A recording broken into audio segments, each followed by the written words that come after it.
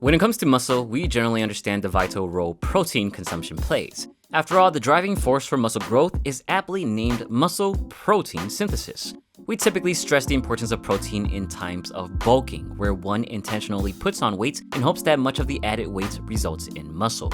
What we don't talk about as much is if we're trying to lose weight, especially fat, then what do we do about our protein? Common wisdom again is to eat more protein, this time for the sake of preserving muscle instead of building. In fact, some research suggests you should be eating more protein during weight loss than you would during a bulk. But to further promote its importance, what if we were to find out that more protein also helps you burn more fat? A 2016 study helped shed additional light on this matter. In this 4-week study, 40 overweight and recreationally active young men were split into 2 groups. Both groups had the same weight loss diet and given the same weekly 6-day exercise protocol consisting of resistance aerobic and anaerobic training. The only difference between the 2 groups is the experimental protein shakes they were given 3 to 4 times a day.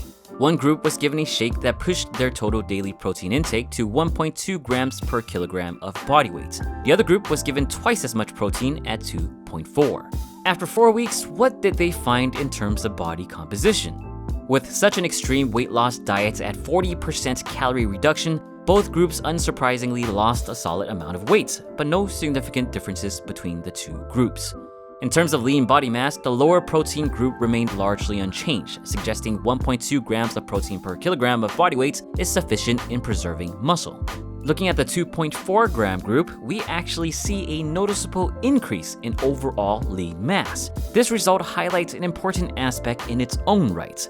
Assuming some of the lean mass gained is muscle, the result proposes that we can indeed build muscle and burn fat simultaneously, granted that we eat enough protein. And finally, let's take a look at fat mass. Seeing that the lower protein group lost 0 lean mass, it can only mean that all of the weight lost was from fat, as we can see here. As for the higher protein group, if they indeed gained mass yet lost roughly the same amount of weight as the lower protein group, then it only means that they had to compensate by losing even more fat. And indeed, that's exactly what we see and exactly what we hoped for. Now, there are some limitations though. First, this is only one study.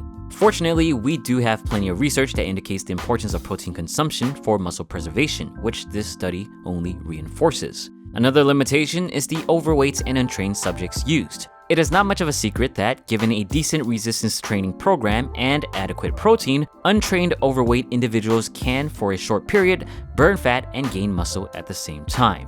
Whether the results of this study apply to trained individuals remain to be seen. My hunch is no, given a trained individual's more tight-knit body composition looming closer to their genetic limitations. Also on that note, having an effective exercise program is equally as important in order to stimulate the muscles for growth.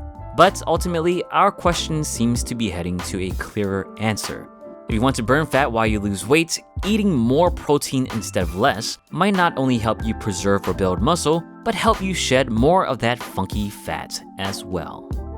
Share your thoughts on the video and the findings below. More or less protein? What's your take? Also, if you've been enjoying my content and feel that it gives you a solid amount of value and help with your fitness goals, please consider supporting PictureFit on Patreon. With just as little as the cost of a pound of chicken breast per month, you can help me continue to deliver all of the It Depends goodness. As always, thank you for watching and, especially after this video, get your protein.